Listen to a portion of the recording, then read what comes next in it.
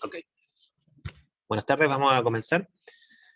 Bueno, en primer lugar, les comento en lo que estábamos. Les recuerdo que estábamos viendo el bloque epistemología, que tiene 3 preguntas, al menos cómo lo vamos a llevar en este curso: ¿qué es el conocimiento, cómo se genera y cómo se valida? Preguntas que están artificialmente separadas, normalmente tienden a mezclarse, en las respuestas al menos. Y respecto a la primera pregunta, estamos viendo el criterio de demarcación de ciencia en base a algunos autores que hemos elegido como quizás lo más importante para las ciencias naturales, no necesariamente para las ciencias sociales o las humanidades, pero como tenemos que acortar obviamente el número de autores por razones de tiempo, recurrimos a ese criterio, ¿ok? Considerando que estamos en una facultad de ciencias naturales o materiales, como quieran verlo. Ahora, también les mostré propuestas de algunos autores, obviamente, y esas propuestas, junto con discutir en el curso, les mandé literatura. Vimos distintas propuestas, pasando por propuestas por el lado más empirista, más racionalista, propuestas kantianas. Particularmente les mandé un escrito especial de Karl Popper, de Mario Bunge, de Lakatos y de Paul Feyerabend, que él era uno de los pocos que yo conozco que dice que no hay un criterio de marcación de ciencia. Los otros sí plantean uno, ¿no es cierto? Vimos el criterio de marcación de ciencia más popperiano, que es falsacionista. Vimos un criterio de marcación de ciencia que va más por el lado del materialismo, que se lo comenté, que es el criterio más marxista, por así decirlo. Aunque no creo que Marx lo haya creado, honestamente. Vimos una especie de síntesis entre el materialismo y el falsacionismo, con ciertos matices que esta visión más de Mario Bunge, ¿no es cierto?, que le agregaba, además del materialismo y la contrastación empírica, ¿no es cierto?, más que falsacionismo, le agregaba el tema del fundamento. Y vimos la propuesta de Paul Feyerabend, que en el fondo no existe o no debiera existir, porque a veces uno puede interpretar los escritos desde esos dos puntos de vista, que no existe o no debiera existir un criterio de marcación de ciencia, que todo vale en términos de qué entendemos por conocimiento científico y cómo se genera. Bueno, ahí podemos tener una amplia discusión al respecto. Y dicho lo anterior, obviamente que antes de pasar a lo que nos convoca el día de hoy, que es ver un ejemplo de criterio de marcación de ciencia aplicado a un caso, ¿no es cierto? Obviamente me interesa por sobre todo escuchar sus comentarios, sus sugerencias, porque tampoco obligatoriamente tengo que ver un ejemplo, ¿ya? O sea, yo prefiero centrarme más en su aprendizaje que en una especie de contenido cerrado.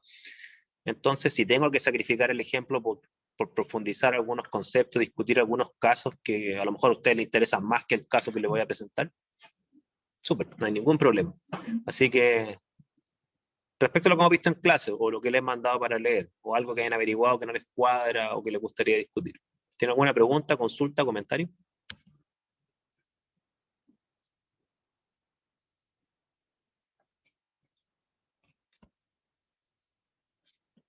¿Han podido leer algo? Profe, para serle honesto, no he leído mucho yo al respecto. Intentaba buscar por mi cuenta lo que es el criterio de marcación de ciencia, por lo menos lo buscaba por mi cuenta. Está bien, si pueden buscar por otras fuentes que no sean las mías, súper, no está cerrado a lo que nosotros mandamos. ¿Qué averiguaste? Claro. Más que nada el falsacionismo, que hablaba mucho de una refutación. Eso fue lo que más me llamó la atención en comparación con lo que hemos hablado en clase. Porque no puede ser que yo me haya estado despistando también, que no he escuchado mucho ese término de refutar algo, sino más bien como comprobar a través de método empírico. Siento que hemos visto más esto en clases, pero supongo que es por la misma naturaleza de la ciencia. Claro, lo que pasa es que yo creo que la palabra correcta a la cual se refería Popper no era refutar, era falsear, pero siempre vamos a tener la eterna discusión si tradujeron bien a Popper, ¿ya? Ese es el problema, ¿ya? Porque más que mal, su escrito original tengo entendido que era en alemán, ¿ya? Ahora, sí es cierto que la propuesta de Popper, que era como disruptiva desde el punto de vista de lo que se venía discutiendo antes con el positivismo lógico, que era que en el fondo la ciencia, la gracia que tenía era que las afirmaciones científicas eran verdaderas y por lo tanto lo que importa es la verificabilidad. Que muchos de los científicos, si ustedes hacen una pregunta así bien al voleo, ¿no es cierto?, sin gran rigurosidad estadística, la mayoría de los científicos creen que la ciencia solo comprueba sus hipótesis, comprueba o verifica, ¿ya? Y claro, lo que plantea Popper es que en el fondo la función de la evidencia no es comprobar, sino que es refutar o falsear, ¿no es cierto?, las afirmaciones, por cuanto cuando tú compruebas algo, la ciencia no avanza con comprobar cosas. Primero porque la comprobación nunca es definitiva según Popper, por cuanto 1000 comprobaciones, entendamos comprobaciones como evidencia positiva, ¿no es cierto?, por cuanto 1000 comprobaciones positivas nunca te van a decir si una idea es cierta, pero una evidencia falsa según Popper, o una refutación, si lo entendemos con el lenguaje que tú estás planteando, sí, eso sí es definitivo para concluir que una idea es falsa. Entonces, claro, la pregunta es: ¿qué es el conocimiento científico que nosotros aceptamos hoy en día? La conclusión media popperiana sería: es esa clase de ideas que no ha podido ser refutada, y por lo tanto son buenas ideas, son ideas aceptadas, son buenas ideas, pero no son verdades. Esa es como la conclusión. No sé si tú lo leíste con ese tenor o no. Sí, lo leí con ese tenor, porque hacía mucho énfasis en el tema de que no se podía comprobar realmente, pero sí si se refutaba, se podía ver avance en la ciencia. Si no se refutaba, no nos servía de nada. La refutación es definitiva, según él. La Claro, comprobación claro. nunca. Ahora, es importante que esa conclusión popperiana, ¿no es cierto?, que yo la primera vez que la aprendí a mí me impactó, me dejó pensando, yo creo, como un año.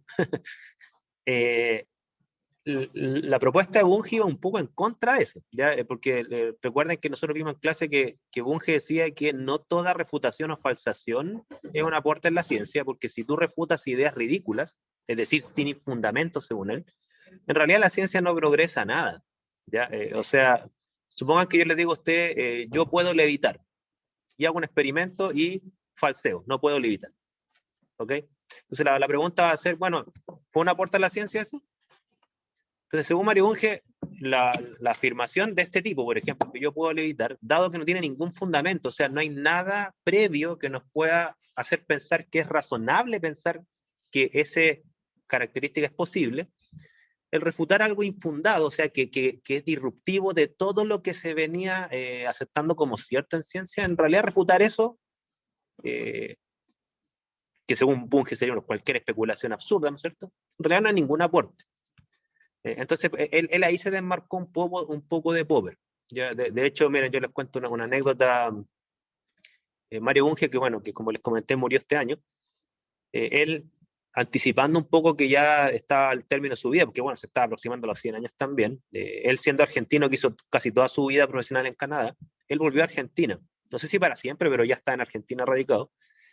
Y él donó sus cartas a la Universidad de Buenos Aires. ¿Ya? Yo cuando supe eso me metí a la página de la Universidad de Buenos Aires y hay algunas cartas que están escaneadas. Y llama mucho la atención que hay cartas de Bunge a Popper cuando Bunge era joven, y también hay cartas de Bunge a Popper cuando Bunge era más viejo. Y las cartas de Bunge joven hacia Popper eran cartas de admiración.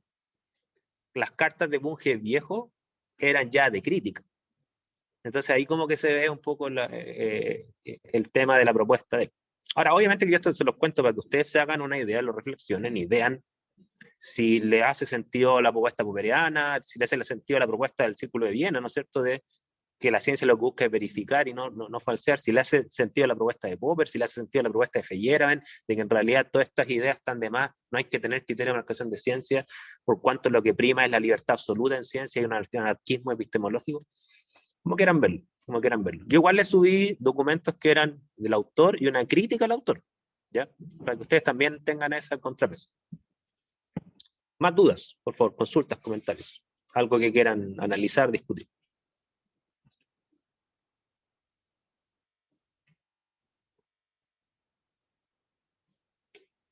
Lo que le quería comentar también, profe, es que el Círculo de Viena no creo que se funcione mucho en el contexto de nosotros, más que nada porque somos científicos.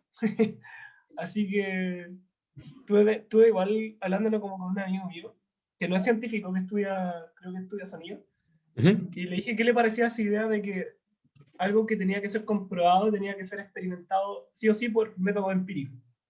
De onda, yo tengo que verlo para poder ver para creer, básicamente. ¿Ya? Y me decía que había muchas situaciones en las que no íbamos a poder experimentar algo con los ojos o empíricamente. Y también hizo apelación al uso de herramientas.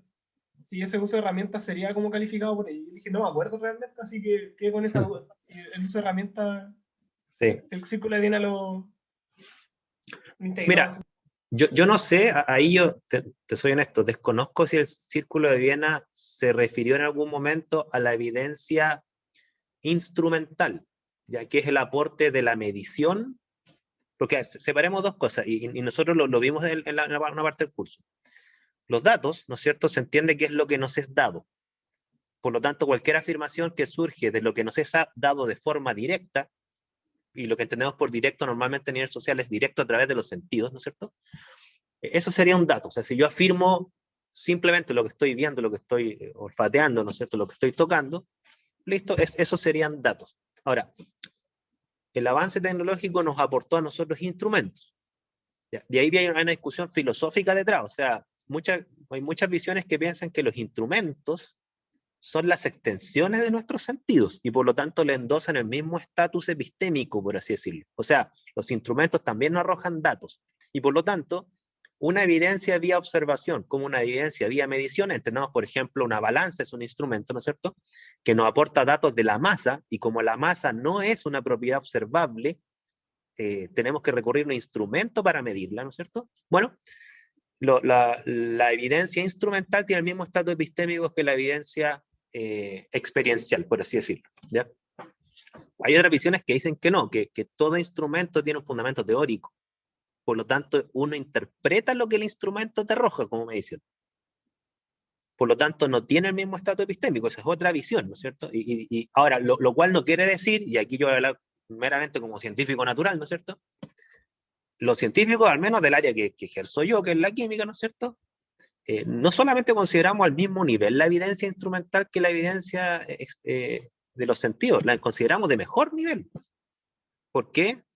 Porque los sentidos están sujetos mucho más a subjetividades que lo que te arroja un instrumento. O sea, no es lo mismo decir hace frío, que es una sensación térmica, ¿no es cierto?, por lo tanto en mi sentido, que decir temperatura 10 grados, como ahora que yo estoy con frío, ¿ya?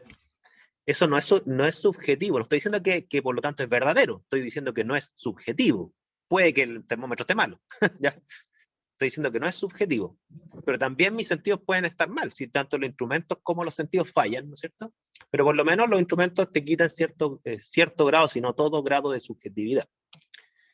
Entonces, para responder tu consulta, Mario Bunge sí considera eso. ¿Ya? Él habla de la contrastación empírica y él considera que los datos se obtienen por observaciones, mediciones o por cualquiera de las dos anteriores, pero en condiciones controladas, que es lo que llamamos experimento, como decía Raúl en la presentación de Galileo. ¿Okay? O sea, un experimento es una observación o una medición en condiciones controladas y repetitivas y todo lo que ustedes quieran. ¿Ya? Entonces, desde ese punto de vista, claro, yo estoy de acuerdo y traté de mostrar eso también en la parte de ontología, que gran parte de la realidad no la podemos observar, por lo tanto, gran parte de las evidencias respecto a lo que ocurre en el mundo no son directas, son indirectas. Son mediciones que son indicativos de algo que está ocurriendo y que no veo y no puedo ver. Por ejemplo, la química en su totalidad casi se construye así, ¿ya? No podemos ver los átomos, no podemos ver los potenciales redox, no podemos ver la electronegatividad, pero tenemos indicadores que son datos instrumentales que nos dan evidencia indirecta que esto al parecer existe. Al menos en mi discurso desde donde me paro yo. No sé qué te parece. Como científico igual me hace sentido que el instrumento sea más... O sea, como científico en formación en realidad, pero me hace más sentido que confiemos en los instrumentos que tengamos y que puedan ser cuantificables, que también lo creo que es importante. Ah, claro, o sea, tú además dices que no es solamente una medición cualitativa, también puede ser una medición cuantitativa y a la segunda tú le das más valor, si lo entendí. Sí, sí. Ya. Es que mira, esto es importante porque yo personalmente, yo creo que si bien es cierto los instrumentos todos tienen fundamentos teóricos, entonces ningún instrumento te arroja exactamente como el mundo es, porque pasa por una interpretación y por lo tanto el valor que te entrega es un valor interpretado en el marco de una teoría. Por ejemplo, la balanza está basada en la ley de la palanca y por lo tanto cuando tú te subes una balanza te arroja un número sustentado en esa teoría, ¿ya? Entonces no es que te entregue la masa de forma directa, te entrega la masa de forma indirecta a través de una tensión con un resorte, cosas por el estilo. Lo mismo con un termómetro, o sea, un termómetro parte de la base del coeficiente de dilatación del mercurio, por ejemplo. y por tanto se entiende que a cierta altura representaría, interpretación, cierta temperatura. ¿Okay? Ahora, ¿qué es lo que pasa? Que los sentidos, en mi opinión, también tienen una interpretación detrás, porque finalmente, aquí me voy a poner así como medio Maturana, a pesar que no comparto mucho su visión de ciencia, pero el Maturana, junto con Varela, ¿no es cierto?, finalmente decían que no existe el color. O sea, si tú dices, yo veo que esto es rojo, no es que el objeto es rojo, es tu cerebro lo interpreta como rojo. Porque finalmente lo que recibe tu cuerpo son fotones, si es que creen el discurso de la física, ¿no es cierto? Reciben fotones y hay todo un procesamiento entre lo que recibe el ojo, el nervio, lo que llega al cerebro y lo que interpreta el cerebro para que tú salga de tu boca, esto es rojo. ¿Ya? Entonces, la observación también tiene supuestos, claro, no son teóricos en el sentido de que uno se imagina ecuaciones, ¿no? Pero sí es una interpretación en base en un marco que está acá. ¿Ya? Yo, por ejemplo, te pongo un caso. Yo todavía no sé cuál es el color ocre. No lo puedo interpretar cuando lo veo. No sé qué diablo es ese color. Yo creo que me lo pones al frente y no te podría decir cuál es ocre. Ni siquiera sé qué es eso. ¿Ya? Entonces, ahí tengo un problema de interpretación. ¿Se fijan? O sea, el color está ahí, digamos. O sea, hay un objeto que se le refleja luz. Que yo lo interpreto como ocre, yo tengo una limitante. No puedo. Y no hay caso.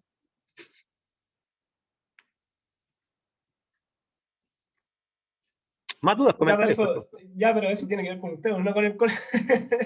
Es que lo que pasa es que tiene que ver con el instrumento mío, mi cabeza, por así decirlo.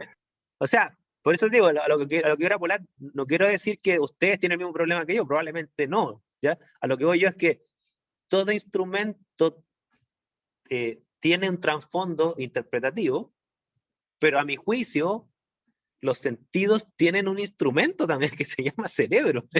O sea, tus sentidos que están atrás de los ojos, las células del tacto, de presión, pero tienen que ser procesados también. Si no es procesado en una cabeza, tú no puedes interpretar lo que sientes con tu sentido. Tan es así que si te falla esto, tú empiezas a ver cosas que no existen o empiezas a ignorar cosas que existen.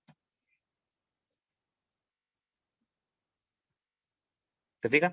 Un instrumento sesgado, como podrías tener sesgada un termómetro. ¿Ya?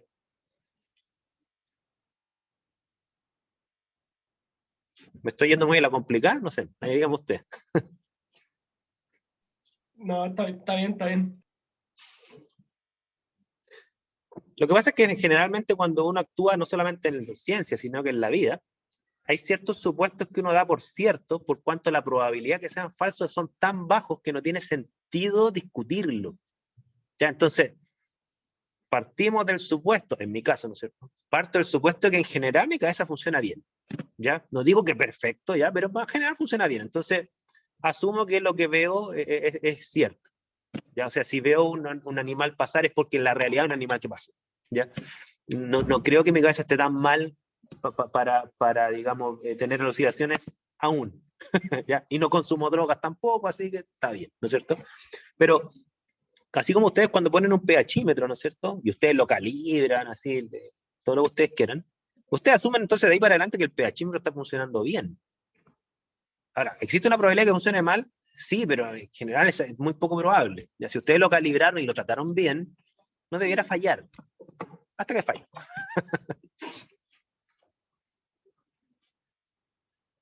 Por eso se hacen test de confiabilidad a veces con los instrumentos.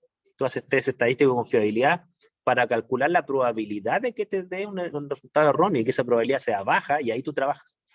¿Ya? Más dudas, consultas, comentarios.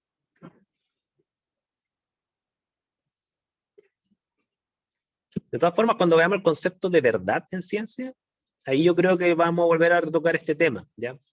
Que dado que gran parte de nuestra evidencia no son directas, porque gran parte de la realidad no podemos acceder de forma directa, ¿no es cierto? Ni por sentido, ni por instrumento, normalmente el concepto de verdad que vamos a trabajar quizás le va a hacer más sentido el concepto de verdad parcial, más que el de verdad absoluta, ¿ya? Vamos a ver eso. Por favor, dudas, consultas, comentarios.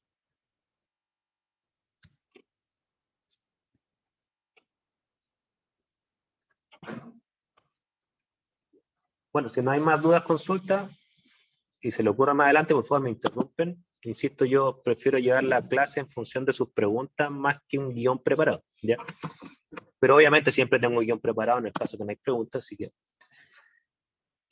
bueno, les voy a mostrar a continuación, como les mencioné, de un caso, que es un caso polémico. Entonces lo elijo como caso polémico por cuanto nos puede servir como un ejercicio para evaluar si en base a lo que les voy a presentar, podemos hablar de un criterio de demarcación de ciencia. Obviamente que la presentación, como la hice yo, como ustedes ven, el título ya tiene un posicionamiento. Ya para mí la homeopatía no es ciencia, es pseudociencia. ¿Ya? Y les voy a explicar por qué creo yo que es pseudociencia. Pero insisto, en mi opinión, basado en un posicionamiento que tengo, que ustedes pueden compartirlo o no.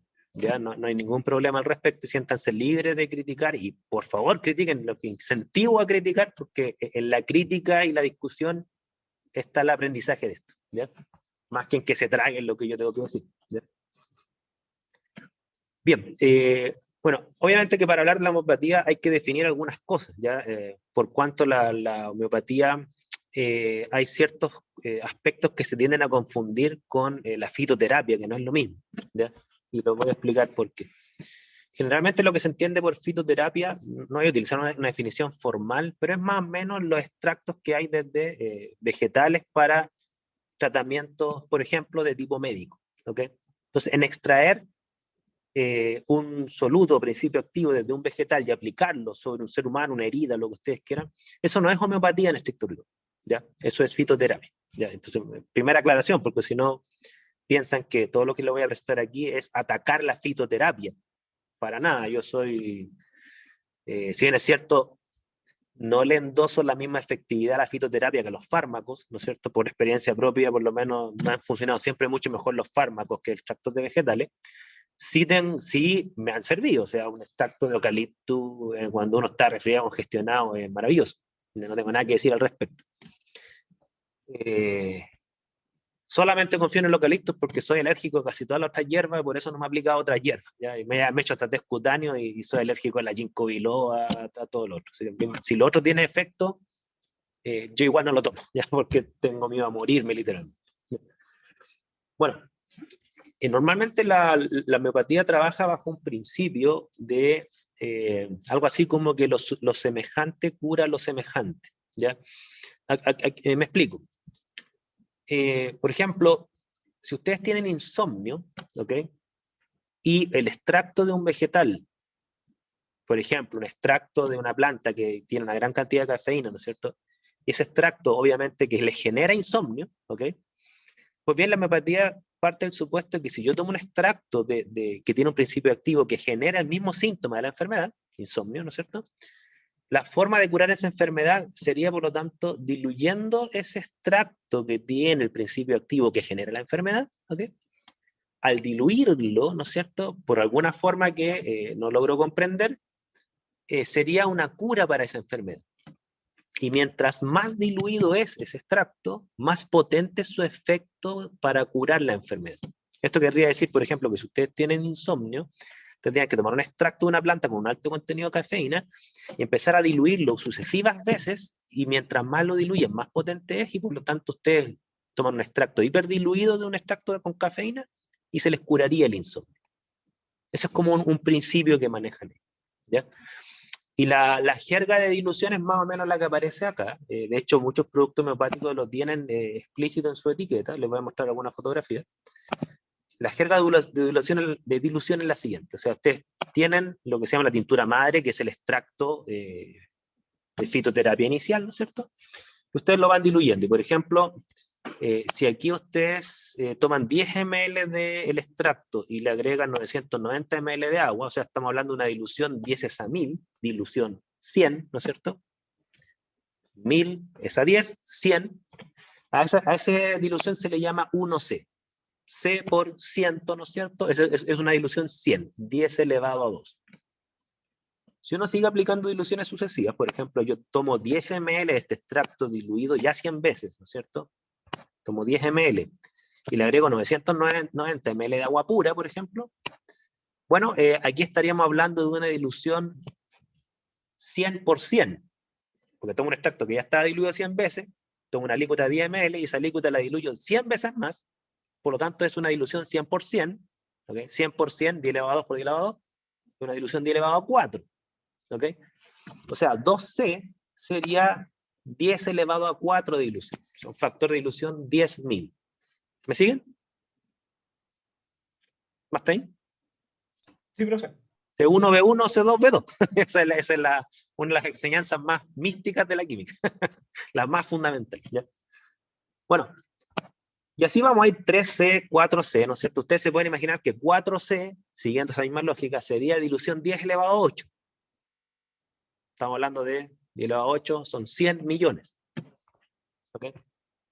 ¿Hasta cuándo se diluye esto? Bueno, la jerga homeopática, en realidad, lo más alto que he visto yo en una etiqueta homeopática es 200C. O sea, una dilución 10 elevado a 400. Por ejemplo, aquí tienen ustedes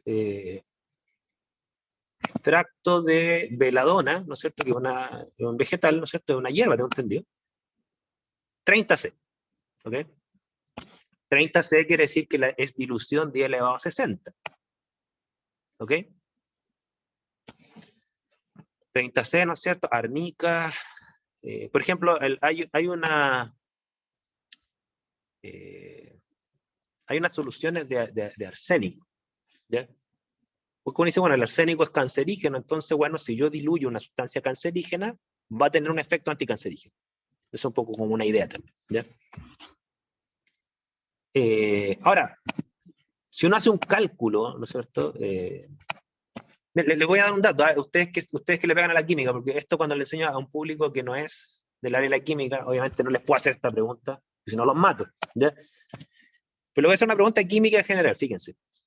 Dentro de las soluciones más concentradas que yo conozco, por ejemplo, son las salmueras. Las salmueras tienen algo así como 300 gramos de soluto por litro, ¿ok? Si ustedes hacen los cálculos y lo redondeamos a una potencia de 10, más o menos las soluciones más concentradas que uno conoce son del orden de 10 molar. ¿Ok? Ya casi nada es más soluble que 10 molar, o sea, 100 molar no. ¿Ya? Podrá ser 15 molar, 20 molar, no sé, pero es del orden de 10 molar, si lo ponemos como potencia de 10, ¿no es cierto?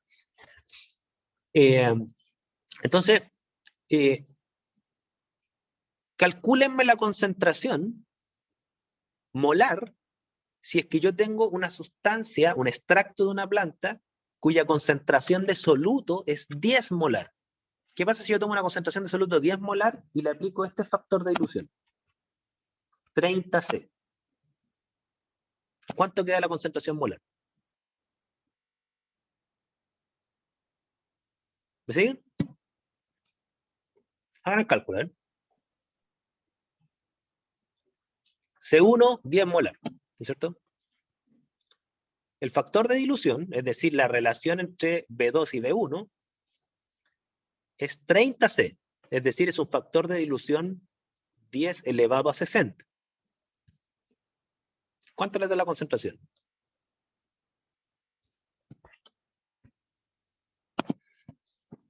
No me decepcionen, ¿eh? Lo decepcioné, profe, no me acuerdo.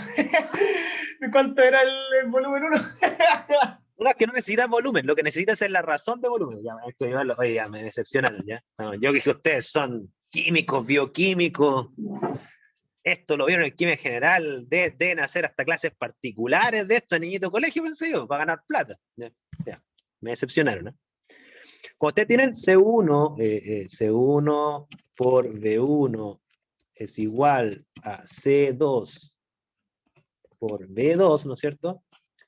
Que recuerden que esa igualdad no es una igualdad arbitraria, se basa en el principio de conservación de la masa o de los moles, ¿no es cierto? En donde moles de 1 es igual a moles de 2, entendiendo que yo tomo una alícuota y la diluyo 60 veces y en esa alícuota los moles no se pierden. O sea, los moles que hay en el volumen inicial son los mismos moles que van a haber en el volumen final.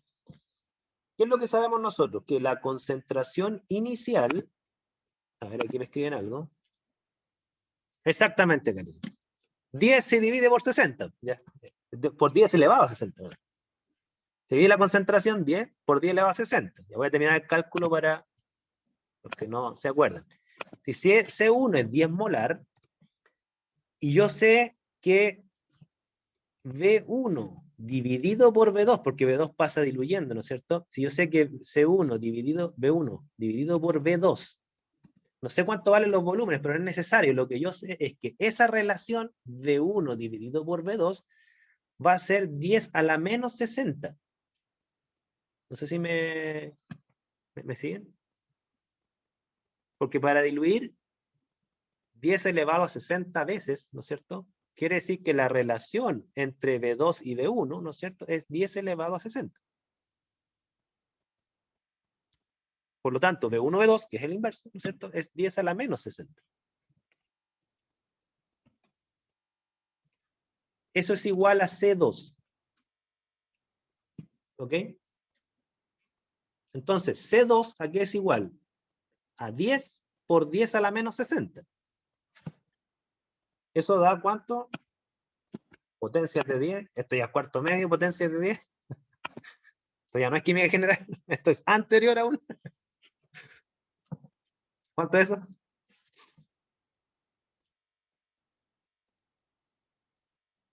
Bien, bien. Catherine, gracias por alegrarme el día. ¿Ya?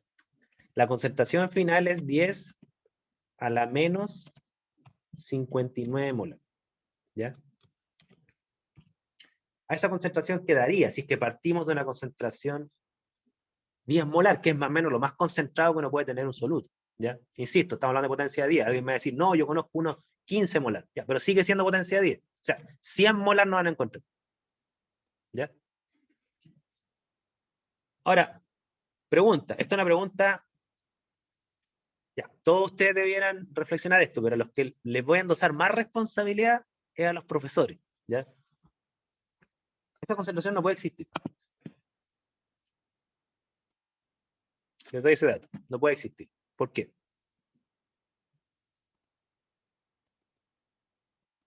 Ese número está bien matemáticamente, pero químicamente está mal. No existe esa concentración. Piénsenlo. Porque la cantidad de partículas sería menor que 1 o cercano a la inexistencia. Claro, porque está bajo el número de Avogadro, ¿no es cierto? O sea, recuerden que 1 molar son 10 elevado a 23 partículas de soluto en un litro. Eso es 1 molar. Si tú tienes 10 a la menos 59 molar, ¿cuántas partículas de soluto hay en un litro? Como dice José, menos de una partícula. Es que no puede haber menos de una partícula. O hay 0 o 1. No puede haber 0,00001 partículas. La naturaleza de la materia es discontinua. ¿Me siguen? Entonces, esa concentración no tiene sentido. ¿Cuál sería la respuesta entonces a esa concentración? ¿Cuál es la verdadera concentración?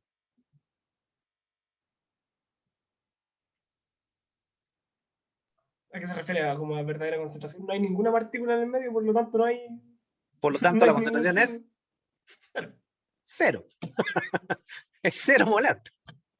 Ahora ustedes me dirán, pero profe, igual hay partículas en ese volumen.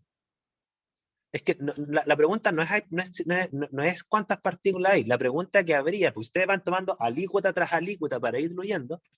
La pregunta es qué probabilidad hay que exista una partícula luego de hacer esa dilución. Porque no podemos decir que hay una partícula. Lo más probable es que hay 0. ¿Ok? Lo más probable es que hay 0. Porque si voy tomando alícuota de una solución diluida y tomo otra alícuota de la dilución diluida, de la diluida, de la diluida, esto es como que yo voy sacando, no sé, metiendo la mano a un pozo y de repente hay un punto que ya no hay nada. ¿Ya? De hecho, aquí adelante tengo un cálculo.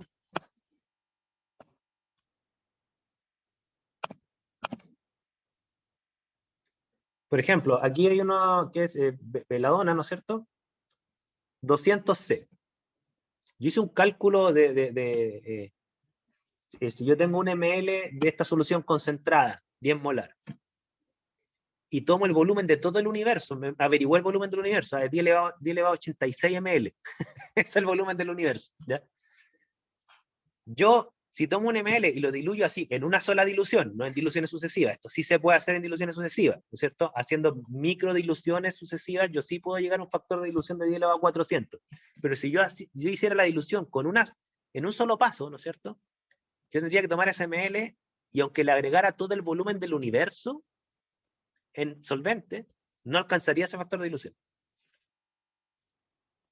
De hecho, yo no sé si el cálculo que hice está bien, pero por lo menos en términos de órdenes de magnitud se entiende lo exagerado del tema. Yo tendría que tomar el volumen de 10 elevado a 314 universos y echarlo a SML, ¿no es cierto? Y tener ese factor de dilución. 200C, 10 elevado a 400. Insisto, experimentalmente yo sí puedo llegar a ese factor de dilución mediante diluciones sucesivas, no en un solo paso. ¿Ya? Pero es para que ustedes se hagan una idea de la magnitud de la dilución que estamos hablando. Y obviamente, que si uno hiciera un cálculo, nuevamente repetimos lo mismo, ya sea a dilución 10 elevado a 60 o 10 elevado a 400 o cualquier potencia de 10 sobre el número de Avogadro, 10 elevado a 23, ya no estamos hablando que hay soluto. Estamos hablando de una probabilidad de encontrar quizás una partícula de soluto. Quizás. De hecho, yo tengo un cálculo. Miren, si ustedes toman 100 ml una sustancia homeopática 30C, ¿no es cierto? Cuya concentración del extracto inicial era 10 molar, como lo que vamos a hacer. ¿Cuántas moléculas de soluto ingresarían a su cuerpo? La respuesta es, mira, o es 0 o 1, pero es mucho más probable que sea 0. ¿Ya? ¿Por qué? Porque, claro, quedaría a menos 59 molar en la solución final, ¿no es cierto? Y si yo multiplico esa concentración por 100 ml, y yo me tomo los 100 ml enteros, ¿no es cierto? Y eso me da los moles, volumen por concentración me da moles, y si lo multiplico por el número de Avogadro, 6 por 10 elevado a 23, me da 6 por 10 a la menos 37 moléculas. Obviamente que no existe ese número, es o 0 moléculas o 1. Entonces lo que tengo que hacer en el fondo es calcular la probabilidad de encontrar esa molécula. Entonces, bueno, la probabilidad, que sería el inverso de la fracción de la molécula, ¿no es cierto? La probabilidad que hay de encontrar una molécula en esos 100 ml es 1 dividido por la fracción de molécula que habría en ese litro, ¿no es cierto? Por lo tanto, es 1 dividido por 6 por 10 elevado a 37. Recordar que las moléculas que hemos calculado era 6 por 10 a la menos 37, ¿no es cierto? Y esa probabilidad, fíjense, es muchísimo menor que la probabilidad que les caiga un rayo. Está calculado, ¿eh? La probabilidad que les caiga un rayo a un ser humano es 1 dividido por 3 por 10 elevado a 6. ¿Ya? Entonces, claro, es mucho más probable que les caiga un rayo a encontrar una molécula de soluto en esa solución homeopática, que es 30C. ¿Qué decir de la 200C? ¿Ya? ¿Dudas, consultas, comentarios? Waldo, ¿Sí? mira, creo que quienes defienden la homeopatía en estos términos, para ser consecuentes con lo que dicen, argumentan que ese nivel de dilución imposible y el agua tendría una memoria y es decir, que le daría alguna molécula anterior a una dilución, tiene que ser mucho antes de la dilución final, una memoria de las propiedades que tiene el extracto, o sea, las moléculas del extracto. Mm. Y esa memoria, no sé de qué forma, el agua las toma y después, supuestamente, cuando el ser humano o el individuo se toma el agua y haría ese efecto de la Registrado, propiedad. Eso no lo grabado, por entiendo. así decirlo. Sí, me voy a referir al tema de la memoria del agua. Sí, de hecho tengo algunos papers de la memoria del agua. ¿Ya? Y claro, como en este caso hay papers, ya sea lo que dice Raúl, hay papers, hay publicaciones científicas que tratan de poner a prueba esa hipótesis, la hipótesis de que, si bien es cierto, no hay, como dice Raúl, una partícula de soluto en ese volumen, sí hay una memoria de las propiedades del soluto que queda almacenada en el agua, como cual disco duro, así como que el agua funciona como una especie de almacenamiento de información o de una propiedad. ¿Ya? Vamos a referir a eso. Claro, entonces, quienes defienden la homeopatía dicen, mira, pero estos extractos son súper seguros. O sea, los fármacos tienen efectos secundarios, los productos homeopáticos no. Ah, y para quienes han tomado productos homeopáticos en esferitas, esas esferitas, ¿saben cómo se construyen? Se toman estas soluciones diluidas, ¿no es cierto?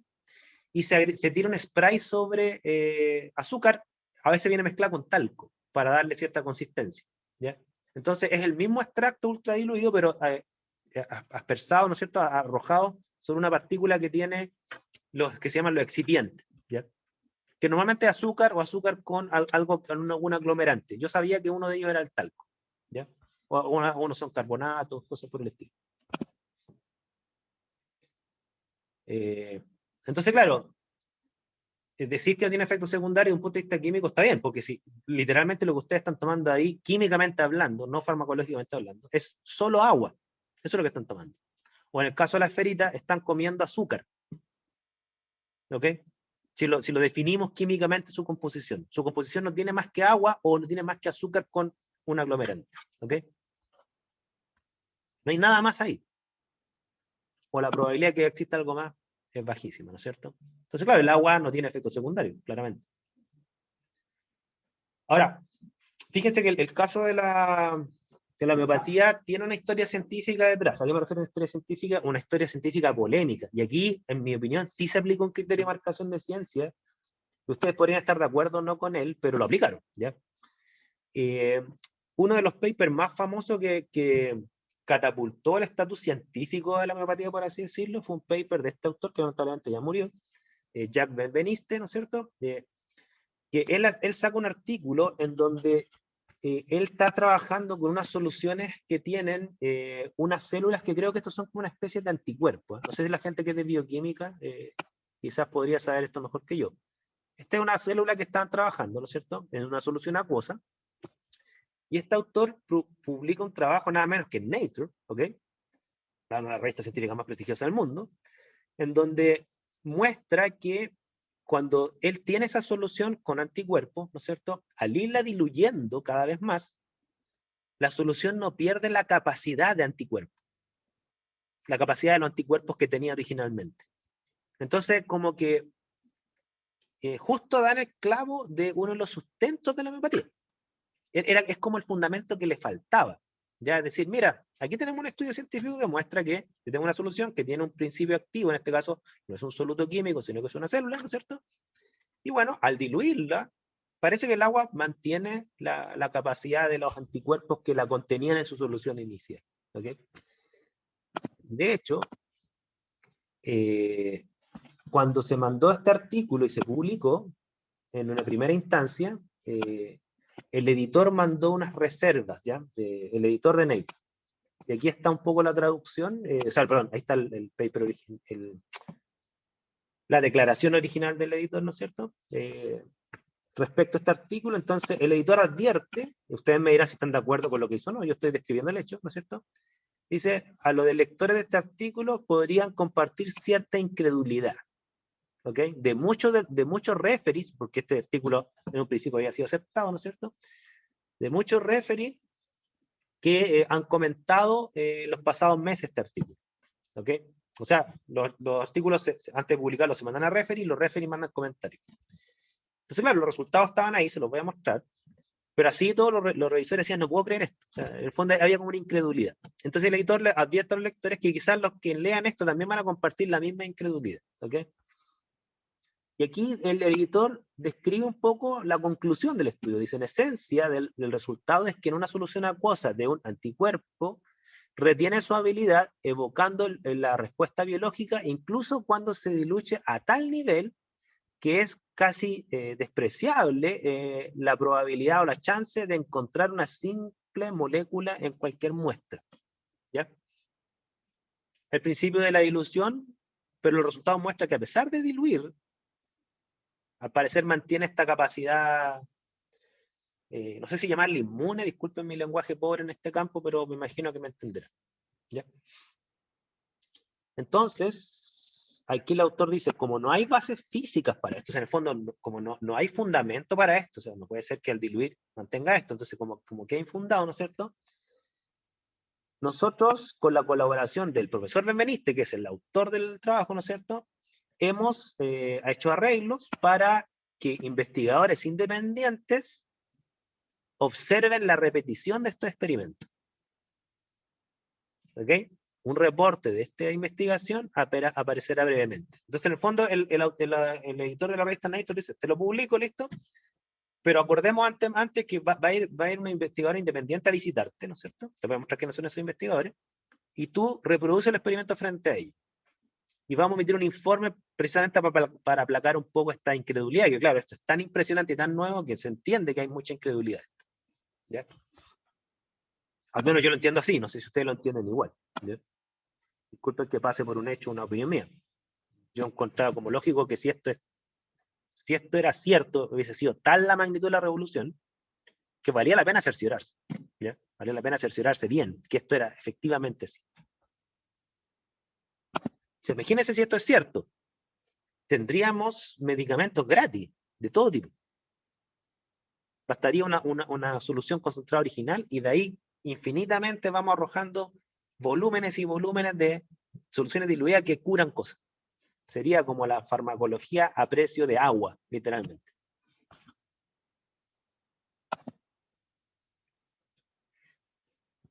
¿Dónde está lo infundado? Bueno, ustedes saben química, ¿ya? ¿Por qué genera incredulidad? Porque las bases de la química dicen que para que exista un cambio químico de tipo reacción química, ¿no es cierto?, A más B dando C, o A más 2B dando C, lo que sea la estequiometría, ¿no es cierto?, existe un principio que se llama la ley de las proporciones definidas. ¿Ok? Si hay una reacción química, implica que, dado que las combinaciones de las sustancias son a nivel de partículas, ¿no es cierto?, necesariamente existe un principio que se llama el principio del reactivo limitante, que es propio de la ley de las proporciones definidas y de la ley de conservación de la masa, ¿no es cierto?, que dice que en una reacción química, si no hay A, no hay C, y por lo tanto no hay cambio químico. Si no hay B, no hay C, por lo tanto no hay cambio químico. Si hay solo A, por mucho que exista A, no va a pasar a C. ¿Ok? Y en este caso, si yo estoy tomando una solución acuosa que no tiene el principio químico activo, que genera el efecto que finalmente es un cambio químico en el cuerpo, ¿no es cierto?, no debiera haber cambio químico en ese cuerpo, asociado a esa soluto. ¿Ok? Eso es lo que dice la química. Entonces, claro, la incredulidad pasa porque una de dos. O esto es cierto y esta base de la química es falsa, al menos en ese contexto, ¿no es cierto?, lo cual sería una gran revolución química, porque habría que cambiar la base de la química, ¿no es cierto? O al revés, la química tiene la razón y esto es falso, esto nuevo es falso. Eso a mi juicio, cumple con el criterio de fundamento que Mario Bunge defiende a toda idea científica. ¿Ya? Así como está en la época que nació esta idea, está infundada. Pero como dice Raúl, le intentaron dar fundamento, o sea, no se trata que la abandonaron, ¿ya? Trataron de resolver el problema del fundamento. Aquí están los resultados, los iniciales que arrojó Benveniste, ¿ya? Aquí tienen ustedes, ¿no es cierto?, en el eje X, la dilución en una escala logarítmica de esta especie de solución con anticuerpos, ¿ok? Fíjense que fueron de dilución logaritmo 0, ¿no es cierto?, hasta 60, o sea, una dilución 10 elevado a 60. En el eje Y está la respuesta, por así decirlo, inmune. Yo no sé cómo se mide esa respuesta, por favor no me pregunten, pero es una especie de medición que da cuenta de algo así como la actividad del anticuerpo, no sé cómo decirlo. Y aquí se ve que en la medida que parte con una respuesta alta, ¿no es cierto?, a dilución 0, o dilución 1, más bien dicho, o sea, sin dilución, cuando se comienza a diluir, baja esa actividad, pero nunca es 0. Se mantiene una actividad base, que no es 0. O sea, guarda algo de memoria, de acuerdo a su resultado. Sería una evidencia a favor de la tesis de la memoria, ¿no es cierto? Y ese experimento, ¿no es cierto?, se repitió, de acuerdo al paper, varias veces. ¿Ya? Dilución 60, 120, ¿no es cierto? Y seguía dando los mismos resultados. Nunca llegaba a 0. ¿Perdón? ¿Sí? ¿Y no sería estas líneas, estas curvas? Raúl, no te escucho. Te alejaste del micrófono, parece. Me alejé, sí, disculpa, me alejé. Este gráfico no mostraría que a ese nivel prácticamente casi basal cero, ¿no sería ruido del instrumento que estaba haciendo solamente lo que vio? Mira, aquí yo te soy honesto, o sea, normalmente cuando yo leo un paper de un área que no es mía, yo asumo que eso lo tienen considerado, ¿ya? O sea, en toda medición instrumental hay un, por así decirlo, un blanco, ¿ok? Por lo tanto, y además que esto fue publicado en Nature, por lo tanto, se entiende que eso debió haber estado considerado. Yo no lo voy a poner en duda eso. Y de hecho, esa consideración, asumiendo que está bien, no es el problema que tiene este resultado, fíjate. O sea, asumamos que está bien. O sea, que la gente obviamente es muy competente, ¿no es cierto? Y por lo tanto, eso está considerado, lo del blanco. Eso no es puro ruido, ¿ok? Bueno, si asumimos que eso está bien, bueno, está la cara de Maribunge diciendo, ya está bien, pero la evidencia hay que reproducirla de nuevo. O sea, la visita de esta comisión, ¿no es cierto? Bueno, aquí están parte de la comisión que visitó al laboratorio del profesor Benveniste, ¿ya? Lo visitó una comisión de científicos, lo visitó Maddox, que creo que él era, si mi mano no me falla, era el editor de la revista Nature, si mal no recuerdo, ¿ya? Pero en esta comisión invitaron a un mago, James Randi, que él bueno, murió hace como unos cuantos años atrás, pero él es un conocido mago y activista del escepticismo, ¿ya? ¿Y por qué lo invitaron a él? Porque querían asegurarse que cuando reprodujeran los experimentos, literalmente no sacaran un as bajo la manga. Literalmente. ¿Ya? En el fondo hacer trampa mediante prestidigitación. ¿Ok? Y además que él era escéptico y él defiende el escepticismo. De hecho, él tiene una asociación, todavía la tiene, a pesar que murió, ¿no es cierto? Todavía existe. Él tiene una asociación que es la Fundación James Randi, que él tiene, como les comenté creo una vez, ¿no es cierto? Tiene este desafío de que quien muestre poderes sobrenaturales mediante experimentos, ¿no es cierto? Se gana, creo, no sé si 1 millón o 10 millones de dólares. Y él hace ese desafío todos los años. Y lo hace en vivo.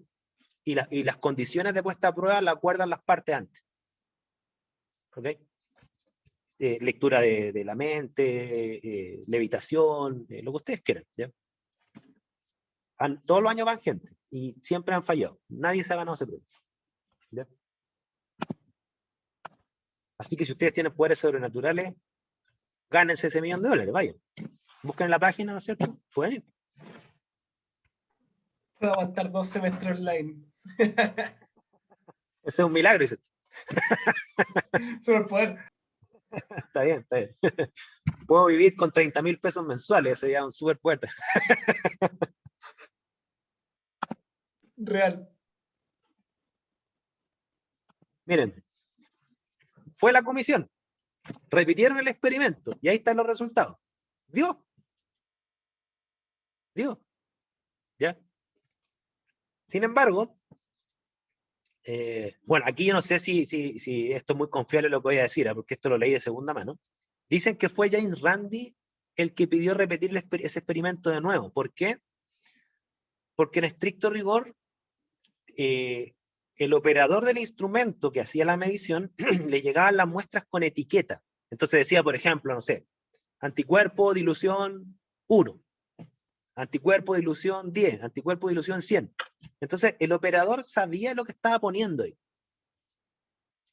Y según Randi, eso no es un experimento ciego. Y una persona hábil con las manos podría generar la respuesta esperada. Si es que es hábil con las manos Entonces él dijo, hagan un doble ciego. ¿Qué significa doble ciego? Prepare la solución. Que una persona prepare la solución. ¿Ya? Las diluciones, todo lo que ustedes quieran. Pero etiqueten las muestras con códigos. No con el nombre de dilución, con el valor de la dilución. Póngale código, así como A1, J3, no sé.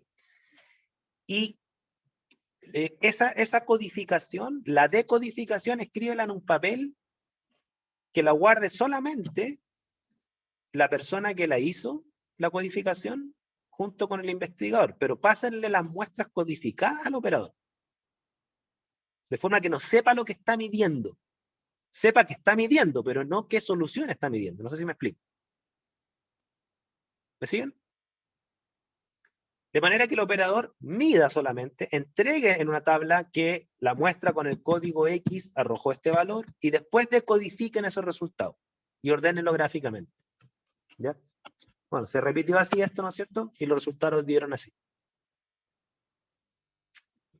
Daban una señal en torno a 0. O sea, esto estadísticamente es 0. ¿ya? Aquí está el 0 y los resultados se dispersan aleatoriamente en torno al 0. ¿Ok? Porque obviamente la medición tiene una precisión, ¿no es cierto?, que hace que oscilen, porque por razones instrumentales. Pero esa oscilación está en torno a 0. No es como en el caso anterior, en donde, si bien es cierto, había una oscilación, igual, ¿no es cierto? Perdonen. Pero esa oscilación no pasaba por 0, ¿se fijan? ¿Ven la diferencia? Es una diferencia sutil, pero estadísticamente importante. O sea, cuando lo repitieron con doble ciego, como lo pidió al parecer Jane Randi, porque insisto, esto lo leí de segunda mano, cambiaron el resultado. ¿Qué pasó después? Ya, pasó algo que honestamente yo considero que fue exagerado. ¿Ya? Se acusó a Jacques Benveniste de fraude. ¿Ok? Yo creo que detrás de un fraude tiene que haber premeditación y tiene que quedar claro quién ejecutó el fraude. ¿Ya? Esto puede haber sido tanto efectivamente un fraude de Jacques Benveniste, ¿no es cierto?, como puede haber sido a lo mejor que la persona, el operario o un estudiante de Jacques Benveniste le falseó los resultados. Yo, por ejemplo, soy director de tesis y yo actúo de buena fe, o sea, yo entiendo que el estudiante que me entrega los resultados en una tabla, asumo que lo hizo de buena fe, que no me está engañando. ¿Para qué me va a engañar? ¿Ya? Y cuando publico algo, yo no ando diciendo, voy a reproducir los resultados yo solo, no en presencia de él, para ver si me dice la verdad. O sea, salvo que los resultados tengan tan relevancia, ¿no es cierto?, que yo le diga, ya, sabes que repítelos de nuevo, pero lo repite el estudiante. O sea, yo actúo de buena fe, insisto, que el estudiante me está engañando. Entonces, claro, podría haber sido que a lo mejor a Jacques Benveniste, un estudiante que quería sacar su tesis y hacerse famoso, a lo mejor lo engañó. Bueno, el hecho es que a Jacques Benveniste se le acusó de fraude, lo expulsaron de todas las sociedades científicas y acabaron con su carrera científica, literalmente. Yo no sé si eso fue justo o no. ¿Ya? Yo sí, si se hubiese demostrado que él fue el que hizo el plan y lo ejecutó, sí, merecido. ¿Ya? Pero yo hasta donde lo que he leído no fue tan así. ¿Ya? Como que socialmente esto explotó nomás y él fue expulsado. ¿Ya? Es como expulsado sin prueba de que fue él. ¿Hay un fraude ahí? Yo creo que sí. Pero ¿quién lo ejecutó? No sé quién. Puede haber sido él, sí. Bueno, el hecho es que igual quedaron algunos investigadores que seguían apoyando a Jacques Benveniste porque decían ellos que igual no están obteniendo algunos resultados parecidos a los de él, ¿no es cierto?, que con diluciones en otros contextos, con otras células, con otros solutos, ¿no es cierto?, igual obtenían resultados positivos para distintas dolencias, ¿ya? Entonces hay un grupo de investigadores que lo empezó a apoyar a él diciendo, no, si él no miente, si, quizás al repetir el experimento estaba nervioso porque lo estaban fiscalizando, ¿no es cierto?, pero lo que dice él es verdad. Entonces empezaron a publicarse otros trabajos que eran siempre minoritarios en términos de número, pero que lo apoyaban. ¿Ya? Entonces, ¿qué es lo que se hizo? En un journal que aquí está, que se llama AlphaSet, ¿no es cierto?, se hizo una especie de, voy a llamarlo a esto, en una etiqueta mía, como la segunda oportunidad de Jacques Benveniste. ¿Ya? Y aquí, pero esa segunda oportunidad, fíjense que se hizo a petición del Departamento de Defensa de Estados Unidos. Y ustedes dirán, ¿qué diablo tiene que ver el Departamento de Defensa en Estados Unidos? Lo que pasa es que a ellos les interesó este tema de la memoria del agua, porque ellos veían que si esto era cierto, esto podía ser un arma. ¿Me explico? Porque sería el crimen perfecto. O sea, imagínense yo que, no sé, yo les quiero aumentar los latidos cardíacos, y mientras más diluyo esto, más latidos cardíacos le va a generar, ¿no es cierto? Y además lo diluye a tal nivel que no queda rastro del soluto. O sea, el crimen perfecto. O sea, nadie podría demostrar que lo envenené. Entonces, esto es un arma, podría ser un arma. Se metió el Departamento de Defensa de Estados Unidos. Entonces, y se metió para dar fondos, para poner a prueba de una vez por todas esto, con la venia de Jacques Benveniste. El Jacques Benveniste participó de esto también, ¿no es cierto?, para poner a prueba este tema de que efectivamente el agua tiene algún tipo de memoria. ¿Ya?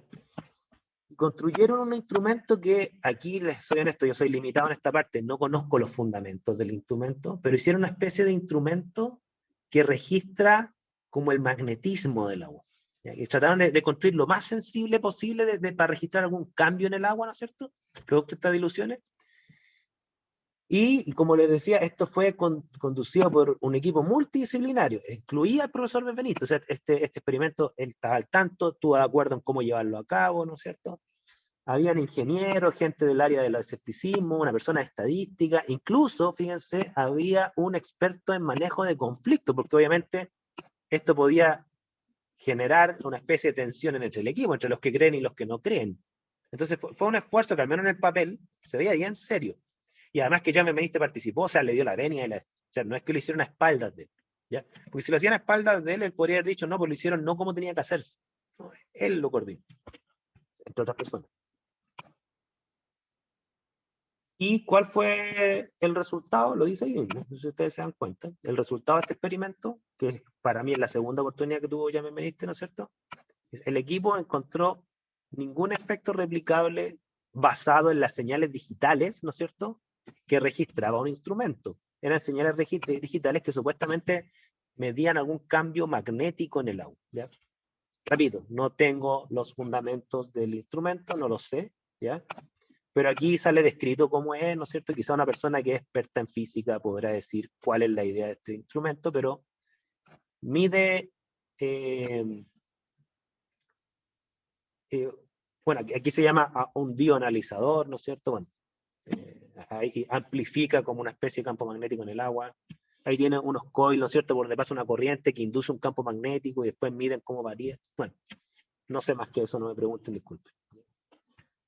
Pero entiendo que si hay un equipo grande, que hay ingenieros, científicos, o sea, se entiende que no está en duda que este instrumento tenía una lógica y que si había un cambio lo iba a registrar si es que el equipo era competente, y no me cabe duda que era competente, ¿no?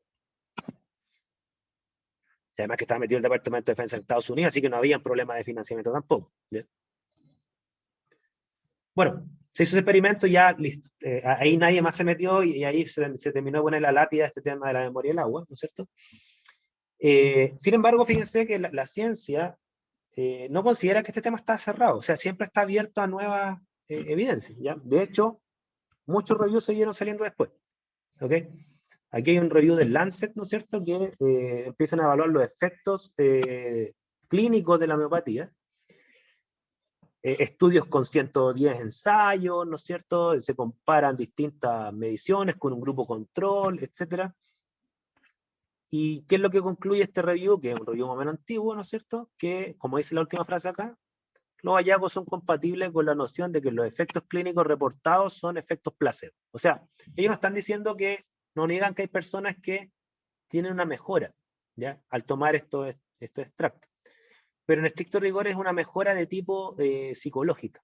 Es lo que se llama el efecto placebo. O sea, yo te digo que te estoy dando algo muy benéfico para ti cuando lo que te estoy dando es solo agua, ¿no es cierto?, o nada, y tú por un convencimiento mental, se te equilibran los indicadores biológicos y, bueno, tuviste una mejora. Pero en estricto rigor, la mejora no se debe a que consumiste algo, se debe a un tema que se llama placebo, ¿ya? O sea, que placebo no quiere decir que no mejora, quiere decir que mejora por un tema psicológico. Necesitaba alguien que le diera esperanza, no sé, algo por el estilo, ¿ya? ¿Y cómo se prueba el efecto placebo? Se prueba bien simple. Por ejemplo, a algunas personas se les da el extracto de ginkgo biloba 30C, ¿no es cierto? A otras personas se les dice que se les está dando una solución homeopática, pero en realidad se les está dando solamente agua a la llave, ¿no es cierto? Y se compara la tasa de mejora, porque en un grupo de personas va a haber mejora. Nosotros mejoramos naturalmente, nuestro cuerpo se autorrepara, si tiene una capacidad de sanar, ¿ok? La pregunta es si esa capacidad de sanar se ve incrementada por esto o no. Entonces se hacen estudios estadísticos y se comparan. Si efectivamente hay algo de memoria en el agua, en el producto homeopático, el grupo al que se le dio el producto homeopático versus el grupo al que se le dijo que se le dio, pero se le dio otra cosa, debiese tener un incremento de mejora superior en alguna medida estadística. Y no es así. Al menos eso es lo que decía este review, ¿ya? El problema es que esto no es el único review, se han salido muchos otros reviews, ¿ya? Estudios clínicos controlados de la homeopatía, ¿no es cierto? Se estudia si es que este tema del efecto placebo requiere una respuesta. Se empiezan a estudiar la evidencia respecto a los experimentos que hay de la memoria del agua, ¿no es cierto? En este paper, por ejemplo, se hacen cuestionamientos que quizás hay algún efecto que está perturbando la medida, ¿no es cierto? O sea, eso se siguió discutiendo, eso es lo que voy yo. Científicos empezaron a opinar, decir, oye, pero mira, bueno, aquí hay una frase que yo marqué porque químicamente está errada, pero es para que ustedes se den cuenta que en realidad la opinión y la discusión siguió, ¿ya? Por ejemplo, aquí había un autor que defendía este tema de la memoria del agua con una frase como esta, este es un argumento como racional, decía, mira, el sabor humano, ¿no es cierto?, nuestro sentido del gusto, es capaz de decirnos diferencia entre dos vasos de agua si proceden de diferentes lugares. Si es que es agua fresca, ¿no es cierto?, o agua que es estancada, en donde los métodos analíticos fallan. Entonces él decía, ven, que existe algo más en el agua que solamente el soluto, porque los métodos analíticos dicen que no hay nada, sin embargo el gusto humano dice, sabes que esta agua es estancada y esta no. El problema está que lo que sabemos química, sabemos que a lo que responde la lengua es una concentración de oxígeno. No es que no hay nada químicamente, ¿ya? O sea, de hecho, está archidescrito que los métodos analíticos tienen un límite de cuantificación y son pocos los instrumentos que tienen una sensibilidad mayor que la lengua, ¿ok? Ahora último se están dando algunos instrumentos que la están superando, ¿ya? Pero en general los instrumentos antiguos no la tienen. Entonces esa frase químicamente es falsa. O sea, que yo pueda diferenciar dos vasos de agua por el sabor, no quiere decir que me memoria el agua, quiere decir que mi lengua tiene más sensibilidad que quizá un pHímetro. Ya, no sé si me explico.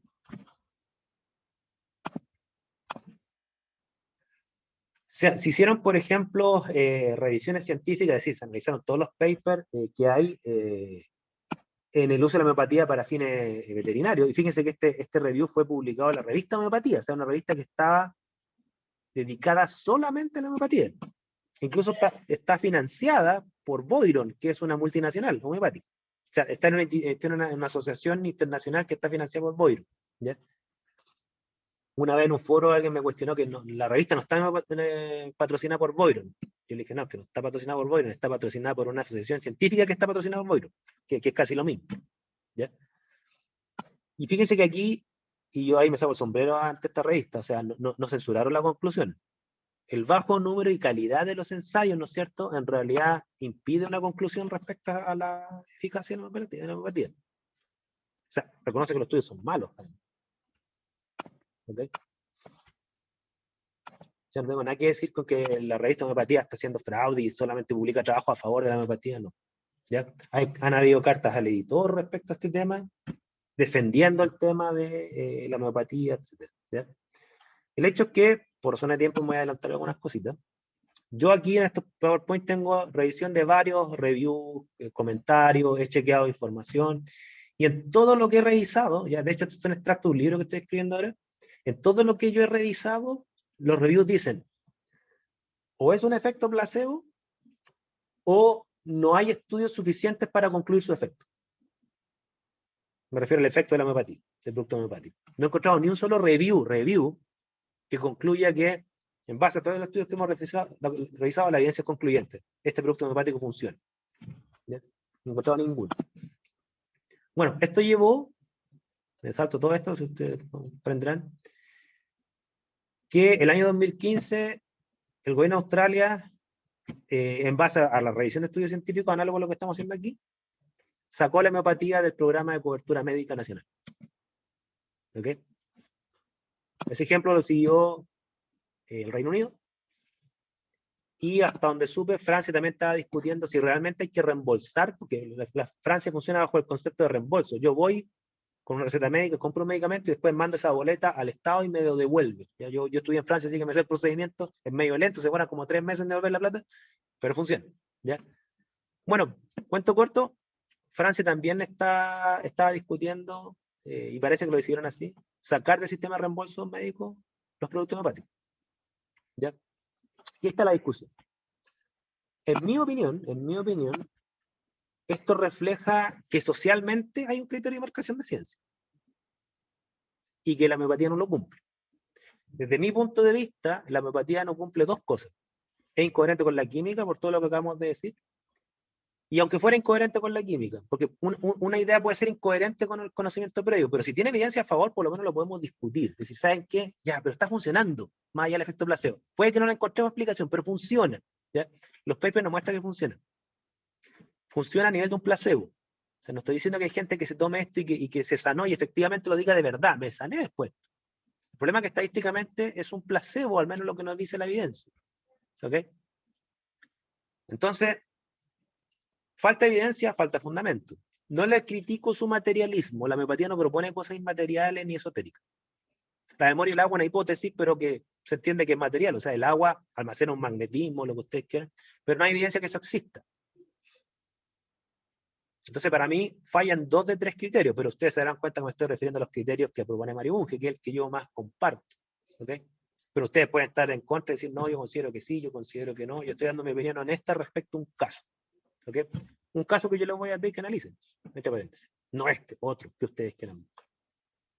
Dudas, consultas, comentarios. Yo hice mi práctica número 2 en un laboratorio hemopático. Sí, química industrial. O sea, que a manera de conclusión, las sociedades se aplican un criterio de marcación de ciencia, pero más basado en tipo paper, en estudios realizados por entidades confiables. Puedo estar de acuerdo contigo en eso, sí, sí, que más que el fundamento es la evidencia. Estoy de acuerdo contigo. Quizás no sé si no ven lo infundado de esto. Claro, yo lo veo por el lado de la química. No me cuadra con el número de Avogadro, ¿no es cierto? Pero yo encuentro la razón en lo que dice José. Quizás el tema pasa con la evidencia. Benjamín dice, ¿qué pasa con los milagros que reporta la Iglesia Católica?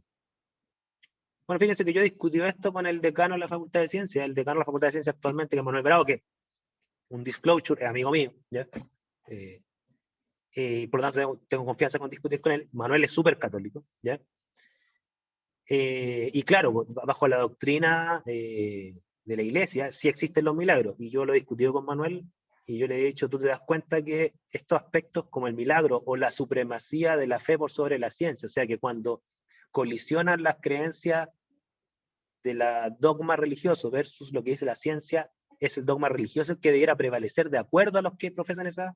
Yo le dije, ¿tú te has dado cuenta que eso es contrario a la ciencia? Y él, siendo súper cientificista, él reconoce que sí.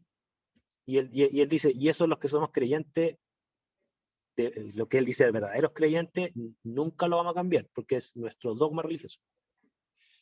Yo considero que los milagros, una de dos, o no existen, o si existen, están fuera del discurso científico, no pueden estudiarse científicamente. Violan el principio de materialismo, por ejemplo. Supongamos que existen, no pongamos en discusión esto, pero violan el principio materialista, a mi juicio. ¿Ya? Ahora, ustedes verán si consideran el principio materialista como un principio que debiera aplicarse. Yo creo que sí. Hay personas que dicen que no, porque quizás esa barrera es una barrera que está de más. Podríamos unir la ciencia con la religión si derribamos ese criterio. Pero en la práctica la mayoría de los científicos lo aplican. Algunos pensamos que afortunadamente, otros piensan que desafortunadamente, lamentablemente lo aplican. Les dejo ahí la pregunta para ver por qué lado se inclinan ustedes. Esto no es un curso de adoctrinamiento. Ustedes reflexionen, critiquen, adopten una postura y sean coherentes con ella. Lo único que les digo, sean coherentes con ella.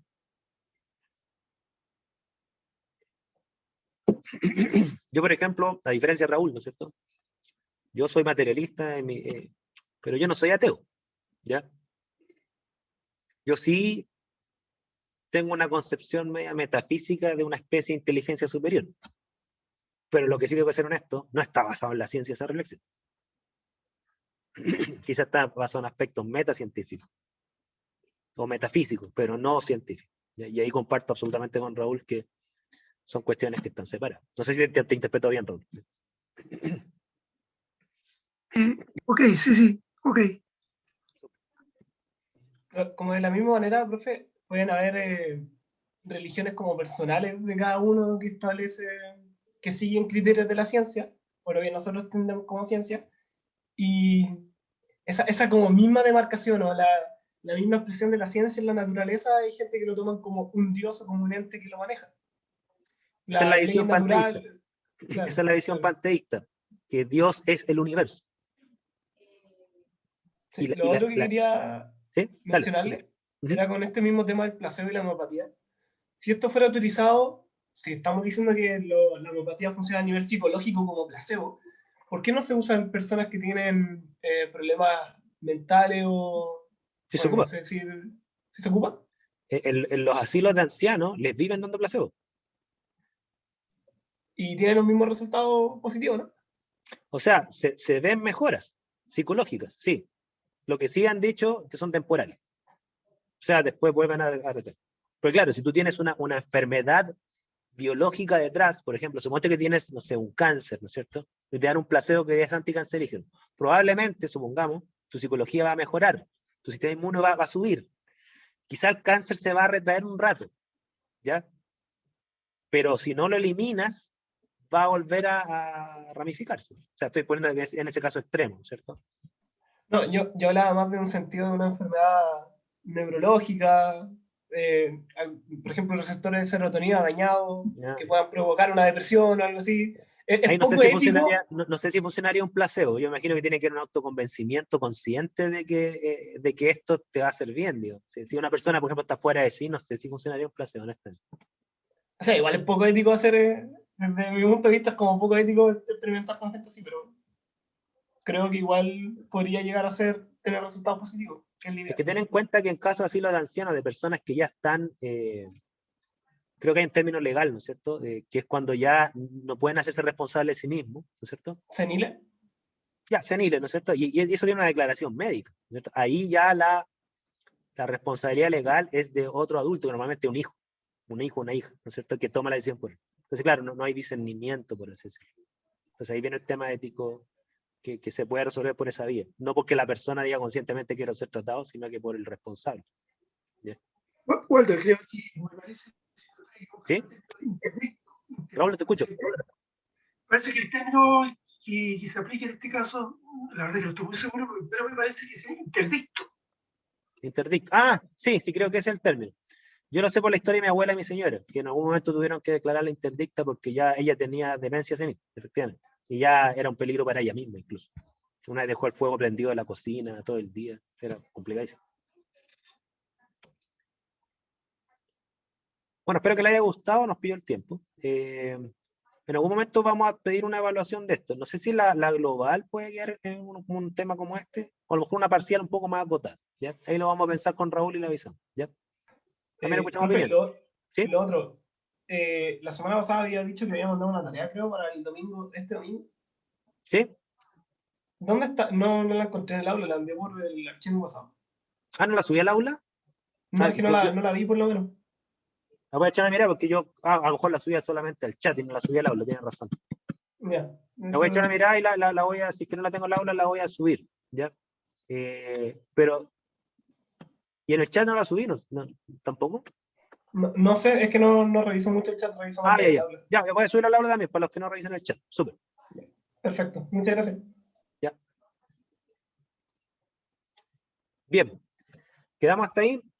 Nos vemos en la próxima clase. La próxima clase ya vamos a hablar la jerarquización del conocimiento, el tema de las leyes, las teorías y el método científico. ¿Ya? Así que nos vemos el lunes. Que estén bien. Nos vemos, profe. Chao. Chao. Que estén bien, chao. Chao, chao. Chao, profe.